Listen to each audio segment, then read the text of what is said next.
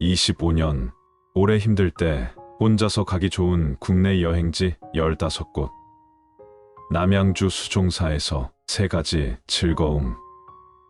어릴 때 왔던 곳에 어른이 되어 온 것이 첫 번째 즐거움이고, 가난하고 낮은 신분일 때 지나다니던 곳에 출세해서 온 것이 두 번째 즐거움이고, 혼자서 다녀가곤 하던 곳에 귀한 손님들과 좋은 벗들을 이끌고 온 것이 세 번째 즐거움이다. 나는 옛날 아이였을 때 처음 수종사에 왔었고, 그 사이 독서하기 위해 홀로 자주 왔었다.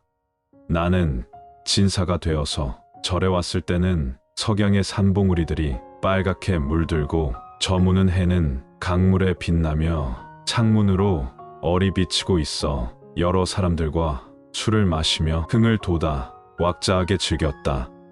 이제는 주위 사람들이 나의 건강을 염려해 수종사에 가는 것을 말리니 이렇게 시를 적어 마음으로 그 유람을 따라갈 뿐이다. 수종사는 옛날엔 내 정원이어서 생각나면 훌쩍 금방 절문이었지. 지금 보니 문득 솟아난 죽순 같으니 푸른 하늘에 옥처럼 서서 잡기 어렵네. 검버섯 피고 등이 굽어도 마음은 어리네. 한번 박차면 비로봉 정상일 것만 같네.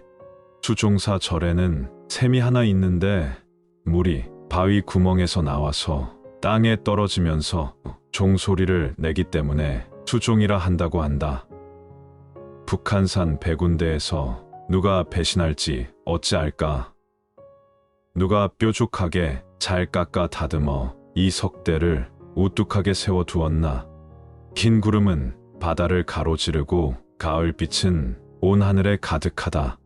천지는 원만하여 결함이 없는데 천년 세월은 아득하여 돌아올 줄 모르네. 바람결에 꼬련 휘파람 불다 하늘 땅을 둘러보니 유유자적해지네. 예전 가을에 대여섯 친구들과 백운대에 올라 마치 곁에 아무도 없는 듯 도도하게 노래하고 읊조렸다. 정조께서 승하하신 다음 해 봄, 나는 귀양가게 되었다. 나와 잘 지내던 이들은 모두 흩어지고 두려워 벌벌 떨며 죄의 그물에 걸려들까 두려워했다. 나의 형 정약전은 친한 친구들과 매일 진탕 마셔대며 한양 성내를 옮겨 다니면서 못하는 장난이 없었는데, 내가 형에게 잔소리를 해대면 형은 나에게 화가 닥치면 어느 쪽이 배반할지는 모르는 일이라고 했다. 신유박해 때 형의 곁에서 친구로 끝까지 남아준 사람들은 바로 그 술꾼들이었다. 날씨가 차가워진 후에야 소나무와 잣나무가 늦게 시듬을 안다고 한다. 남한산성에서 시를 적어 일깨울 뿐이다. 천운이 기구했던 병자년 겨울, 월나라 회계산 군대처럼 이 봉우리에 머물렀으니 우리 말들이 지축을 차니 강물은 끊어지고 청나라 황제술에는 하늘로 솟아 돌구멍까지 막았네. 국경 나가는 사막사 소매를 붙잡고 접견했건만 임금에게 충성하던 장수들은 교전도 못하였네. 이제 가랑비 내리는 삼전도에는 화려한 누가 큰 비석에 글자마다 붉구나. 이제 먼 길을 돌아와 남한산성을 둘러보니 그 옛날 병자년 겨울 굴욕의 나라처럼 어디에도 맘둘 데 없어 내 신세가 가련해진다. 문득 백운대를 바라보며 젊은 나를 생각하니 하루하루 새로워져야 함을 다시 느끼며 시를 적어 나를 일깨울 뿐이다. 높은 성 석양 아래 배회하노라니 남산 자각봉 노을 끝이 바로 앞에 배누나. 숲에 깔린 뿌연 안개 바닥까지 다 어둡고 성한 일천집의 찬 그림자는 산 위로 올라온다. 풍진에 쇠락하여 이제 남은 것은 두 눈뿐. 가을 경색 감상하며 또 한 잔을 마신다. 계곡을 내려가려다 홀로 앉아 바라보니 저문 하늘 아래로 아스라히 백운대가 보이네. 종로 새검정에서 비에 젖어야만 알 수 있는 것들. 새검정의 구경거리는 바로 이것이다. 소나기가 쏟아질 때 폭포를 구경하는 것. 그러나 비가 한창 내리는 동안에는 사람들이 비에 젖어가며 교회에 나서려 하질 않는다. 그러나 비가 개면 산골물도 기세가 줄어든다. 그러다 보니 새검정의 아름다움을 만끽하는 사람은 극히 드물다. 혹독한 더위가 찌는 듯 하더니 먹구름 속으로 우레가 은은히 들리고 어느새 손바닥만한 빗방울이 떨어졌다. 주문 좌우의 산골짜기 사이는 벌써 암수고래가 물을 뿜어내고 정자 난간 앞의 나무들은 이미 미친 듯이 나부끼고 뿌려대는 빗방울로 한기가 뼈에까지 스며들었다. 그러더니 비바람이 크게 일며 산골물이 갑자기 들이닥치는데 순식간에 계곡을 메우고 물결이 일어 부딪히며 쿵쾅거리고 모래를 일고 바위를 굴리며 와르르 달려 달아난다. 세상살이 속에 아름다움이란 한여름의 소나기처럼 느닷없이 다가왔다 사라져간다. 누가 있어 이 아름다움을 마음에 담을 수 있을까? 늘 간절히 바라며 깨어있는 사람, 적극적으로 누리고자 하는 사람에게만 허락되는 것이다. 창덕궁 부용정. 꽃잎처럼 떨어지는 봄에 임금께서는 꽃 구경하고 시를 짓는 연회를 베푸셨다. 단풍정에서 유근문, 집춘문 안으로 해서 구불구불 돌아 석거각 아래 도착하니 창덕궁 후원에 꽃이 활짝 피어 봄빛이 화창했다. 여러 신하들에게 배를 띄우고 뱃속에서 시를 짓되 정해진 시간 내에 짓지 못하는 사람은 연못 한가운데 작은 섬에 귀향을 보냈었는데 곧 풀어주시면서 즐겁게 지냈다. 삼가 생각하건대 임금과 신하의 관계는 하늘은 높고 땅은 낮은 것과 같다. 그러나 임금의 도가 너무 높기만 해서 마음과 뜻이 서로 통하지 않는다면 온갖 정무적인 일들은 자질구레 많아지고 천지에 조화는 어그러져 재앙과 이변이 일어날 것이다. 그래서 하늘이 내려오고 땅이 올라가는 것을 편안하다고 한다. 임금께서는 집안의 부자 사이처럼 신하들을 친하게 대해주시고 엄하고 강한 모습을 하지 않으니 모두 하고 싶은 말을 말씀드리니 민생의 고통이나 뒷골목의 답답한 사정까지 모두 임금의 귀에 다다를 수 있었다. 내 살아 다시 그런 봄날을 볼 수 있을까? 해남 두륜산 대흥사, 다산 정약용, 추사 김정희. 말 만들기를 좋아하는 사람들은 대망의 새해라고 운운하지만 기다리고 바랄 것이 별로 없는 처지이고 보면 새해가 시작된다고 해서 기대될 것은 없다.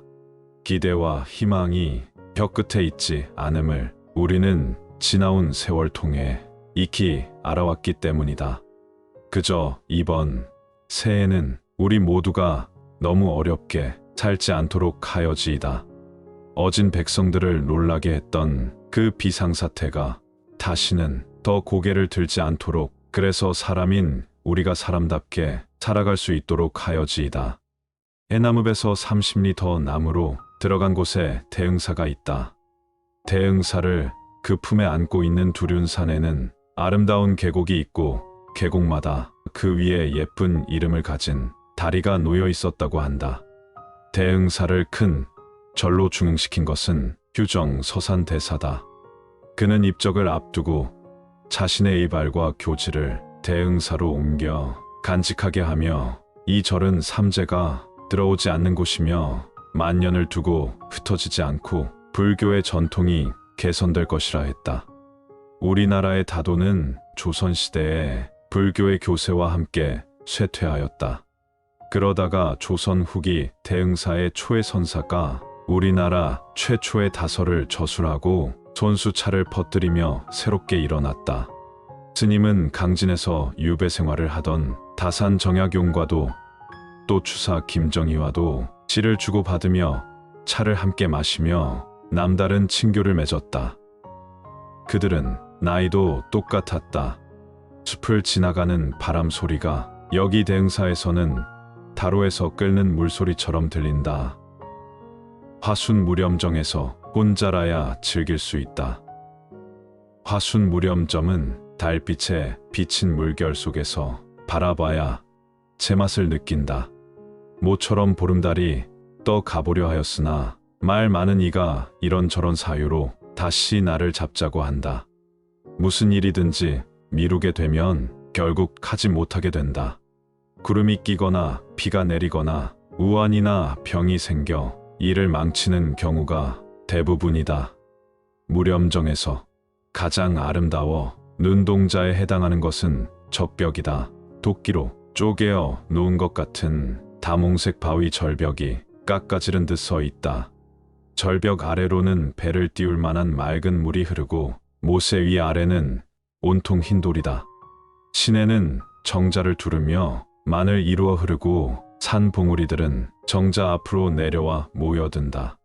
소위 적벽이라는 것이 창살 같은 대나무 사이로 보일락 말락 은은히 비치니 그 그윽한 광경과 신비한 운치란 가까이서 볼 때와는 비교할 수 없다.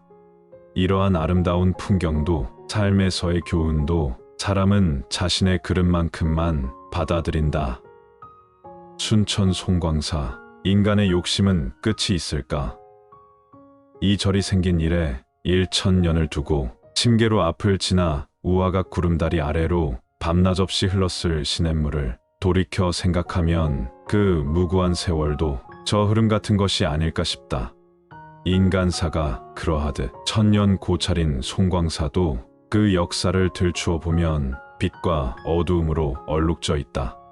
임진년과 정유년 두 번의 전란, 여순 사건과 6.25 전쟁 그리고 큰 화재를 겪었다. 여순 사건 때 공비 토벌차 온 군인이 절 구경을 하다가 불상을 요구하다 거절당하자 조계산은 작전 지역이라는 명목으로 산에 있는 큰 소나무를 모두 베어버렸다 한다.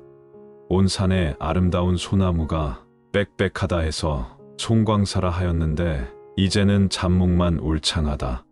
자연의 재해도 큰 것이지만 한 인간의 무지하고 몽매한 욕심이 어찌 이리도 클 수가 있단 말인가. 이토록 극심한 재난을 당하면서도 송광사가 청정한 도량으로 있을 수 있음은 국사전에 모신 16 스님들 덕분일 것이다.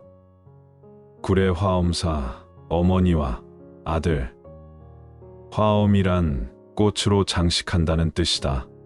꽃은 이타적이며 실천적인 행위를 말한다.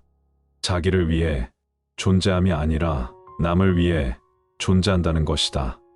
이웃을 이롭게 하는 일로 존재의 의미를 찾으며 그 안에서 살아가는 환희를 누리고자 하는 것이다. 화엄 사상을 우리나라에 꽃피운 사람은 원효와 의상 두 스님이다. 이 두 스님에 앞서 연기조사란 분이 화엄의 깊은 뜻을 전하기 위해 화엄사를 창건한 것이다. 불교를 박해했던 조선시대에도 화엄사는 한국 고승들의 요람이었다. 조선 중기 서산대사와 함께 쌍벽을 이루었던 부유 스님이 화엄사에서 대장경을 강설하니 많은 고승들이 와서 법을 들었다. 부처님은 깨달음의 왕이란 뜻을 가진 각황전에서 서남쪽으로 가파른 층계를 올라가면 4마리 돌사자 중앙에 직립한 여승이 합장한 채 머리로서 탑을 받들고 있는 특이한 3층 석탑이 있다. 그 석탑 앞에는 한 스님이 한쪽 무릎을 세우고 앉아서 머리로 받치고 있는 석등이 있다. 탑을 받들고 있는 여승은 연기조사의 어머니이고 석등을 이고 차 공양을 하는 분은 연기조사이다. 이토록 온화하고 평화로운 모습이 삭막해지려는 우리들의 속들을 다스려준다. 이 모자간의 온화한 모습을 마주 대하는 것만으로도 수백리 밖에서 찾아갈 만한 절이다. 하동 삼신산 쌍계사 도량이 무슨 잘못인가. 화계장터에서 벚꽃나무가 늘어선 십리길을 올라가면 삼신산 쌍계사가 있다.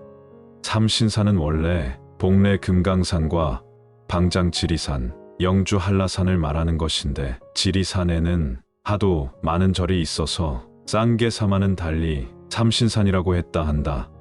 대웅전 앞에는 진감선사 대공탑비가 있는데 최치원이 글을 짓고 글씨를 쓴 진감 선사에 관한 전기비이다. 1000년이 지났는데도 7분의 채로 쓴 자획이 고스란히 보존돼 있어 우리나라 금성문 중에서도 으뜸이 될 만하다.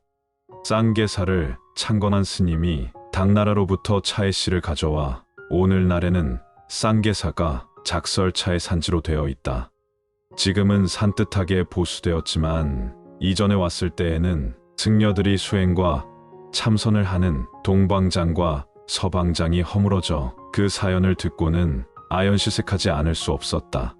사연인즉 못된 사입이 수좌들이 정진은 하지 않고 주지에게 행패를 부리는 바람에 그때의 주지가 동방장 서방장을 뜯어다가 주지시를 새로 지었다는 것이다.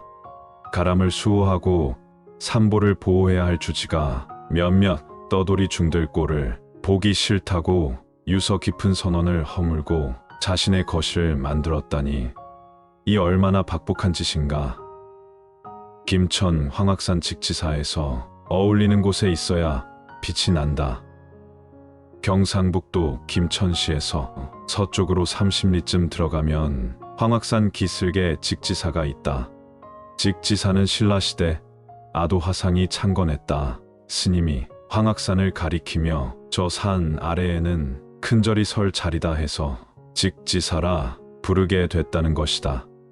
그러나 구세에 와서는 부처님이나 교리 같은 것에 의존함이 없이 사람의 마음을 다스려 본래 자기 자신을 발견하여 인간다운 인간이 되게 한다는 뜻으로 직지사라 한다고 한다. 직지사는 사명대사가 입산 추가한 삭발 본사다. 스님은 밀양에서 태어나 30살에 직지사 주지가 됐다. 묘양산 서산대사에게서 법을 전해받고 금강산 유점사에 있을 때 외란을 만나 그 이름과 용맹을 떨쳤다. 일천 부처님을 모신 비로전 서산 스님의 손상좌 되는 완월 괴용이 쓴 이 편액이야말로 눈이 번쩍 뜨일 정도로 명필이어서 아침 저녁으로 대할 수 있는 것을 복으로 느끼게 한다. 어떤 절에서는 유서 깊은 선언을 뜯어 없애는 판인데 여기에는 돌볼 사람 없이 버려진 3층 석탑을 옮겨 세우고 길가에 있던 불상을 집을 지어 모시는 지극한 정성에 누군들 찬사를 보내지 않을 수 있을까? 도량이 있기 전에 수행이 있는 것이다. 청도 운문사에서 술을 먹어 오래 사는 것인가? 길을 떠날 때면 버릇처럼 방 정리를 한다. 이대로 떠난 채 다시 돌아오지 않는다 할지라도 구질구질한 자네를 남에게 보이고 싶지 않아서다. 언젠가 우리는 이렇게 이 세상을 하직하게 될지도 모르는 그런 존재 아닌가. 이번 길은 둘이서 떠난다. 여성들만 모여 사는 절에 혼자 들어서면 왠지 멋쩍고 여러 가지로 불편하기 때문이다. 대구에서 운문사 막차를 타고 포장되지 않은 터덜거리는 길을 달렸다. 이럴 때에는 말 타는 기분을 내야 한다. 앞자리 손잡이를 붙들고 버스가 뜰 때마다 함께 들썩거려준다. 갈비뼈 다칠 위험도 적고 오히려 유쾌해진다. 운문사는 여승들의 사관학교이다. 대웅전으로 들어가니 한 분의 비로 나자불이 탁자에 모셔져 있다. 대개 좌불은 가부좌가 아니면 미륵반가 사유상처럼 반가인데 이 불상만은 바른쪽 발이 왼쪽 다리 위에 올려있지 않고 삐죽이 앞으로 맨 땅에 내려져 발가락도 하나하나 생동감이 돈다. 가부좌를 틀고 좌선하다가 발이 저려 슬그머니 한 발을 내려놓은 것인가. 이 부처님은 참으로 인간적이시네. 바라볼수록 친근감이 도는 천진한 불상이다. 대웅전 곁에 만세루라는 누각이 있고 그 곁에 수령 400년이 넘는 소나무가 한 그루가 있다. 가지가 처졌다 해서 처진 소나무라 부른다지만 나는 주송이라 불러주고 싶었다. 이 늙은 소나무에 봄, 가을로 막걸리를 10말씩이나 부어준다니 주량이 대단하다. 가야산 해인사에서 모가 중언 뒤 사람이 먼저다. 가야산의 해인사와 조계산의 송광사는 너무나 대조적이다. 가야산은 남성적인 기상이 있고 골짜기가 깊은 데 비해서 조계산은 잔잔한 봉우리에 계곡도 깊지 않다. 그래서 가야산에 살면 좀 거칠어지고 들뜨기 일쑤였는데 조계산에서는 차분히 가라앉게 되었나 보다. 해인사는 무엇보다도 8만 대장경을 소장하고 있다는 점이 특색이며 자랑이 아닐 수 없다. 그것은 단순히 불교만의 보물이 아니고 우리 결의의 찬란한 문화유산이며 인류 문화의 긍지이기도 하다. 밖으로는 외적을 맞아 항전하고 안으로는 흩어지려는 민심을 모아 이처럼 거대한 장경이 나온 것이다. 장경과 함께 해인사를 빛나게 하는 것은 무엇인가? 뭐니 뭐니 해도 역시 사람인 것이다. 아무리 산이 빼어나고 건물이 웅장할지라도 그 안에 지혜와 덕을 갖춘 사람이 살지 않는다면 빈집처럼 호젓하게 마련이다. 해인사에는 운어 스님과 명봉 스님 그리고 성철 스님이 계셔서 유능한 학생들을 많이 길러낼 수 있었다. 그것은 적막할 뻔한 이 나라의 불교계를 위해 얼마나 다양한 일인지 모른다. 영축산 통도사에서 진리는 언제나 하나였다. 우리나라에는 삼보사찰이 있다. 부처님의 진신사리가 모셔져 있는 불보사찰 통도사, 부처님의 설법을 판각한 대장경판이 봉안되어 있는 법보사찰 해인사, 고승들을 가장 많이 배출한 승보사찰 송광사, 신라시대 자장율사가 창건한 이래 통도사는 불교도의 계율을 중하게 여겨왔다. 종교에서의 계율이란 무슨 일을 하지 말라는 규제가 아니라 무슨 일은 하지 않겠다는 자발적인 맹세여야 한다. 통도사 하면 떠오르는 사람은 극락암에 계셨던 경봉 스님이다. 스님은 일상적인 생활 주변의 이야기로 불교의 진리를 스스로 깨닫도록 해주셨다. 70여 년 동안 매일 일기를 쓰셨고 해우소라는 이름도 지어주셨다. 이제 스님의 큰 뜻을 누가 있어 메울 수 있을까? 금강산에서 언제쯤 갈 수 있을까? 귀가 있는 것은 부르는 소리를 들으면 달려가고 꾸짖는 소리를 들으면 멈추고 포효하는 소리가 나면 피하고 온갖 악기로 연주한 음악을 듣고 즐기기 위함이다. 눈이 있는 것은 험하고 평탄한 것을 구분하고 마르고 젖은 것을 알아채서 나아가거나 물러서기 위함이고 아름다운 꽃과 같은 것들을 즐기기 위해서이다. 산이 거대하다는 것은 바람을 막고 물을 저장하고 좋은 제목과 보석을 품고 있어 인간의 삶을 풍요롭게 하기 때문이다. 금강산은 오곡이 나지 않고 좋은 제목과 보석도 없다. 그저 가파른 봉우리와 빽빽한 바위의 기이한 모습으로 깊은 못이나 급하게 쏟아지는 폭포만 있을 뿐이다. 그런데도 사람들은 한 번은 구경하고야 만다고 한다. 이것은 또 어찌된 까닭인가? 악기들의 고운 음악으로는 부족해서 쟁그랑거리는 물소리와 사나운 폭포 소리를 듣고자 하고 아름다운 꽃들로는 부족해서 가파른 봉우리와 괴석들을 즐기려 한다. 그렇다면 이런 사람들은 욕심이 많은 것인데 어째서 세상은 이들을 고상하고 담백한 사람이라 하는가? 그것은 몸이 아니라 마음을 부양하기 때문이다. 귀가 부르는 소리와 꾸짖는 소리를 구분하고 눈이 평탄하고 험한 것을 알아채는 것은 모두 몸을 부양하는 것이다. 그러나 가파른 봉우리나 맑은 물소리나 폭포를 찾아 귀로 듣고 눈으로 보는 것은 마음을 부양하는 것이다. 몸을 기르는 것은 작은 것이라도 탐닉하면 사욕이 된다. 그러나 마음을 기르는 것은 설령 탐닉해서 빠져나오지 못하더라도 탐욕스럽다고 하지 않는다.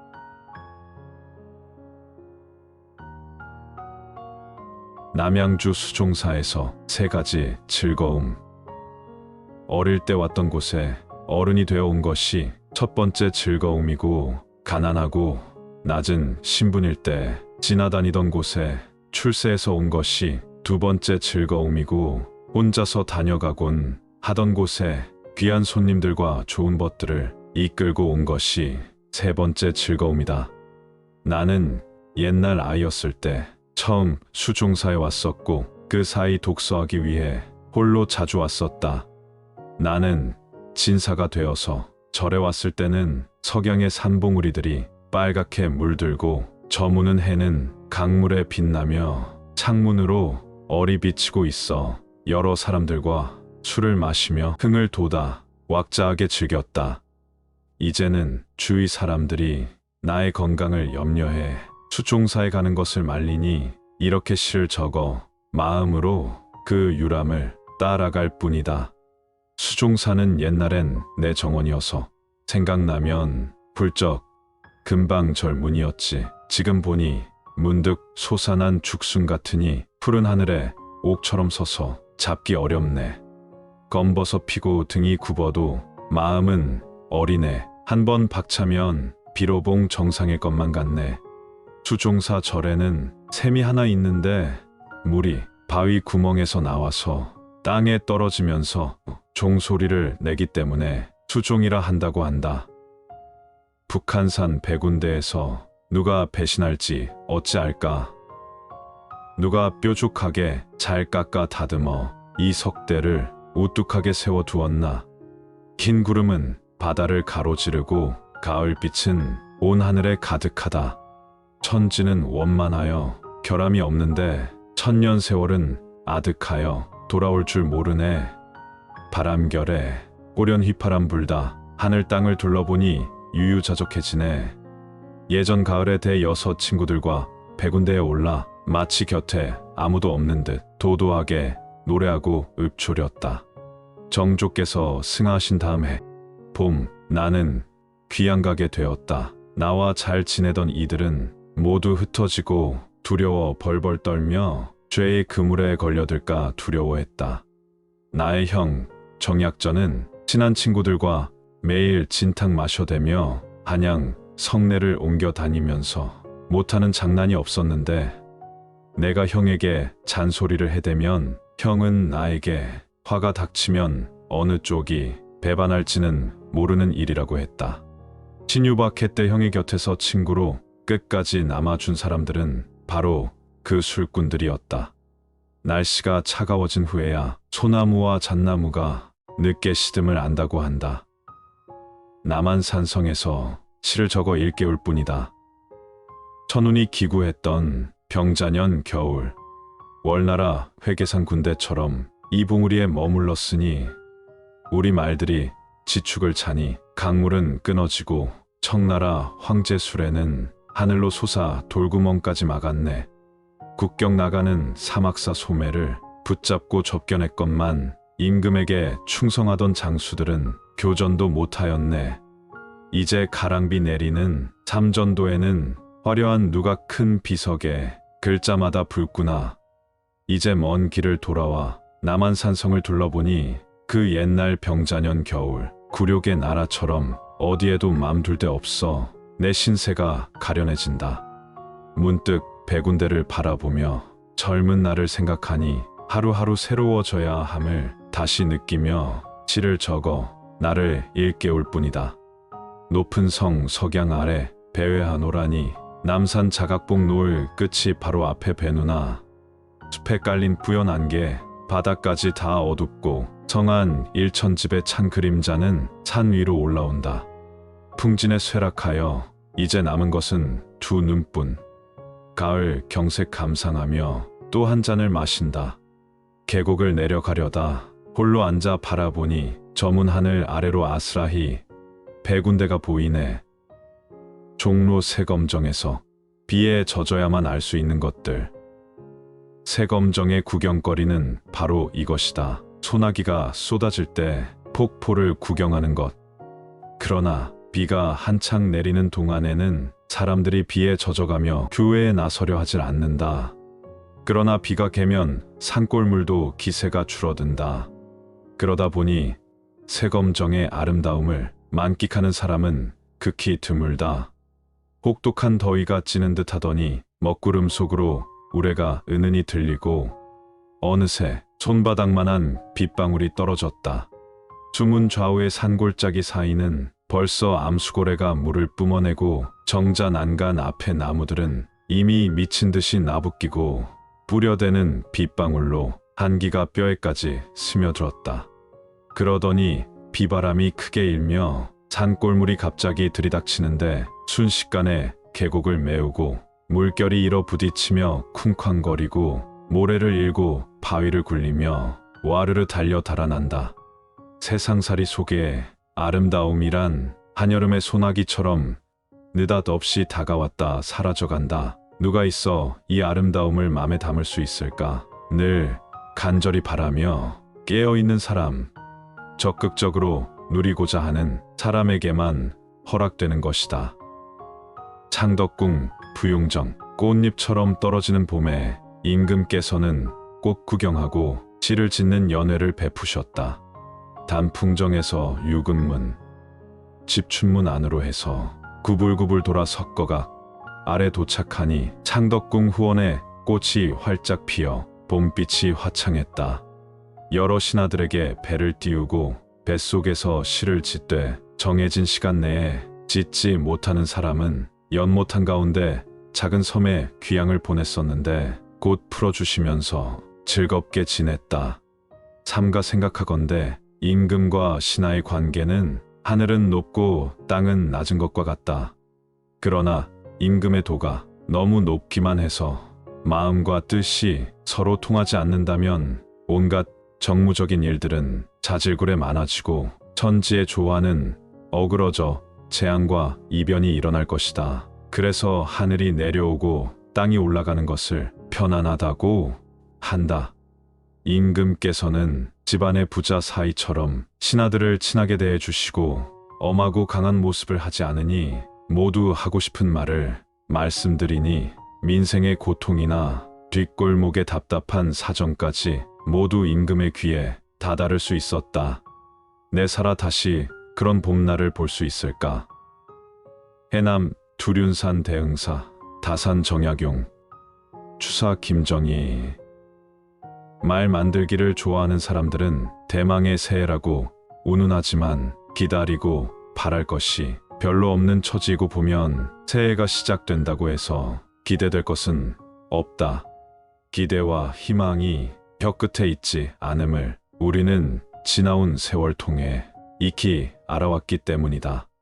그저 이번 새해는 우리 모두가 너무 어렵게 살지 않도록 하여지이다. 어진 백성들을 놀라게 했던 그 비상사태가 다시는 더 고개를 들지 않도록, 그래서 사람인 우리가 사람답게 살아갈 수 있도록 하여지이다. 해남읍에서 30리 남으로 들어간 곳에 대흥사가 있다. 대흥사를 그 품에 안고 있는 두륜산에는 아름다운 계곡이 있고 계곡마다 그 위에 예쁜 이름을 가진 다리가 놓여 있었다고 한다. 대흥사를 큰 절로 중흥시킨 것은 휴정 서산대사다. 그는 입적을 앞두고 자신의 이발과 교지를 대흥사로 옮겨 간직하게 하며 이 절은 삼재가 들어오지 않는 곳이며 만년을 두고 흩어지지 않고 불교의 전통이 개선될 것이라 했다. 우리나라의 다도는 조선시대에 불교의 교세와 함께 쇠퇴하였다. 그러다가 조선 후기 대흥사의 초해선사가 우리나라 최초의 다설을 저술하고 손수차를 퍼뜨리며 새롭게 일어났다. 스님은 강진에서 유배 생활을 하던 다산 정약용과도 또 추사 김정희와도 시를 주고받으며 차를 함께 마시며 남다른 친교를 맺었다. 그들은 나이도 똑같았다. 숲을 지나가는 바람 소리가 여기 대흥사에서는 다로에서 끓는 물소리처럼 들린다. 화순무렴정에서 혼자라야 즐길 수 있다. 화순무렴점은 달빛에 비친 물결 속에서 바라봐야 제맛을 느낀다. 모처럼 보름달이 떠 가보려 하였으나 말 많은 이가 이런저런 사유로 다시 나를 잡자고 한다. 무슨 일이든지 미루게 되면 결국 가지 못하게 된다. 구름이 끼거나 비가 내리거나 우환이나 병이 생겨 일을 망치는 경우가 대부분이다. 무렴정에서 가장 아름다워 눈동자에 해당하는 것은 적벽이다. 도끼로 쪼개어 놓은 것 같은 다몽색 바위 절벽이 깎아지른 듯 서 있다. 절벽 아래로는 배를 띄울 만한 맑은 물이 흐르고 모세 위 아래는 온통 흰 돌이다. 시내는 정자를 두르며 만을 이루어 흐르고 산 봉우리들은 정자 앞으로 내려와 모여든다.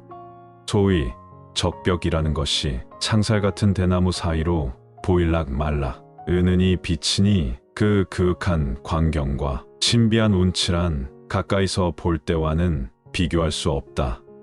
이러한 아름다운 풍경도 삶에서의 교훈도 사람은 자신의 그릇만큼만 받아들인다. 순천 송광사, 인간의 욕심은 끝이 있을까? 이 절이 생긴 이래 1000년을 두고 침계로 앞을 지나 우화각 구름다리 아래로 밤낮 없이 흘렀을 시냇물을 돌이켜 생각하면 그 무구한 세월도 저 흐름 같은 것이 아닐까 싶다.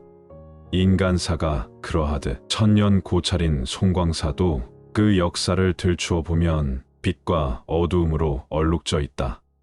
임진년과 정유년, 두 번의 전란, 여순 사건과 6.25 전쟁 그리고 큰 화재를 겪었다. 여순 사건 때 공비 토벌차 온 군인이 절 구경을 하다가 불상을 요구하다 거절당하자 조계산은 작전 지역이라는 명목으로 산에 있는 큰 소나무를 모두 베어버렸다 한다. 온 산에 아름다운 소나무가 빽빽하다 해서 송광사라 하였는데 이제는 잡목만 울창하다. 자연의 재해도 큰 것이지만 한 인간의 무지하고 몽매한 욕심이 어찌 이리도 클 수가 있단 말인가. 이토록 극심한 재난을 당하면서도 송광사가 청정한 도량으로 있을 수 있음은 국사전에 모신 16 스님들 덕분일 것이다. 구례 화엄사 어머니와 아들. 화엄이란 꽃으로 장식한다는 뜻이다. 꽃은 이타적이며 실천적인 행위를 말한다. 자기를 위해 존재함이 아니라 남을 위해 존재한다는 것이다. 이웃을 이롭게 하는 일로 존재의 의미를 찾으며 그 안에서 살아가는 환희를 누리고자 하는 것이다. 화엄 사상을 우리나라에 꽃피운 사람은 원효와 의상 두 스님이다. 이 두 스님에 앞서 연기조사란 분이 화엄의 깊은 뜻을 전하기 위해 화엄사를 창건한 것이다. 불교를 박해했던 조선시대에도 화엄사는 한국 고승들의 요람이었다. 조선 중기 서산대사와 함께 쌍벽을 이루었던 부유 스님이 화엄사에서 대장경을 강설하니 많은 고승들이 와서 법을 들었다. 부처님은 깨달음의 왕이란 뜻을 가진 각황전에서 서남쪽으로 가파른 층계를 올라가면 4마리 돌사자 중앙에 직립한 여승이 합장한 채 머리로서 탑을 받들고 있는 특이한 3층 석탑이 있다. 그 석탑 앞에는 한 스님이 한쪽 무릎을 세우고 앉아서 머리로 받치고 있는 석등이 있다. 탑을 받들고 있는 여승은 연기조사의 어머니이고 석등을 이고 차 공양을 하는 분은 연기조사이다. 이토록 온화하고 평화로운 모습이 삭막해지려는 우리들의 속들을 다스려준다. 이 모자간의 온화한 모습을 마주 대하는 것만으로도 수백 리 밖에서 찾아갈 만한 절이다. 하동 삼신산 쌍계사 도량이 무슨 잘못인가. 화계장터에서 벚꽃나무가 늘어선 10리 길을 올라가면 삼신산 쌍계사가 있다. 삼신산은 원래 복례 금강산과 방장 지리산, 영주 한라산을 말하는 것인데 지리산에는 하도 많은 절이 있어서 쌍계사와는 달리 삼신산이라고 했다 한다. 대웅전 앞에는 진감선사 대공탑비가 있는데 최치원이 글을 짓고 글씨를 쓴 진감선사에 관한 전기비이다. 1000년이 지났는데도 7분의 채로 쓴 자획이 고스란히 보존돼 있어 우리나라 금성문 중에서도 으뜸이 될 만하다. 쌍계사를 창건한 스님이 당나라로부터 차해씨를 가져와 오늘날에는 쌍계사가 작설차의 산지로 되어 있다. 지금은 산뜻하게 보수되었지만 이전에 왔을 때에는 승려들이 수행과 참선을 하는 동방장과 서방장이 허물어져 그 사연을 듣고는 아연실색하지 않을 수 없었다. 사연인즉 못된 사입이 수좌들이 정진은 하지 않고 주지에게 행패를 부리는 바람에 그때의 주지가 동방장 서방장을 뜯어다가 주지시를 새로 지었다는 것이다.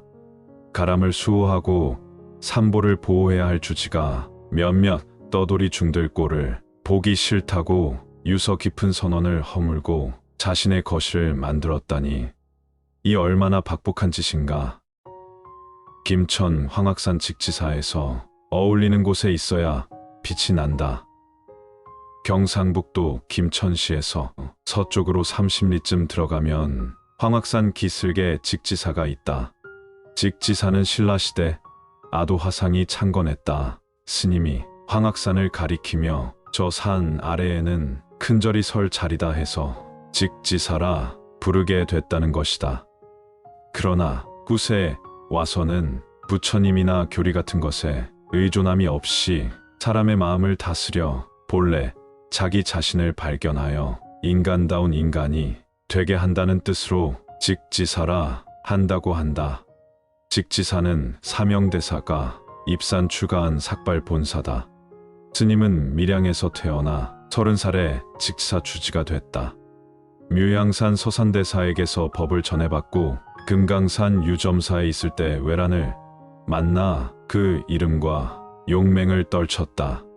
일천 부처님을 모신 비로전 서산 스님의 손상좌 되는 완월 괴용이 쓴 이 편액이야말로 눈이 번쩍 뜨일 정도로 명필이어서 아침 저녁으로 대할 수 있는 것을 복으로 느끼게 한다. 어떤 절에서는 유서 깊은 선언을 뜯어 없애는 판인데 여기에는 돌볼 사람 없이 버려진 3층 석탑을 옮겨 세우고 길가에 있던 불상을 집을 지어 모시는 지극한 정성에 누군들 찬사를 보내지 않을 수 있을까? 도량이 있기 전에 수행이 있는 것이다. 청도 운문사에서 술을 먹어 오래 사는 것인가? 길을 떠날 때면 버릇처럼 방 정리를 한다.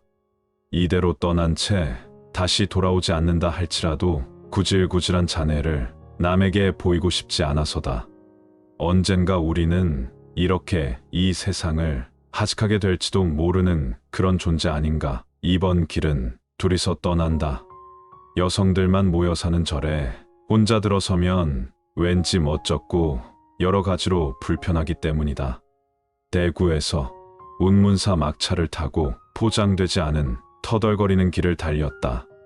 이럴 때에는 말 타는 기분을 내야 한다. 앞자리 손잡이를 붙들고 버스가 뜰 때마다 함께 들썩거려준다. 갈비뼈 다칠 위험도 적고 오히려 유쾌해진다. 운문사는 여승들의 사관학교이다. 대웅전으로 들어가니 한 분의 비로나자불이 탁자에 모셔져 있다.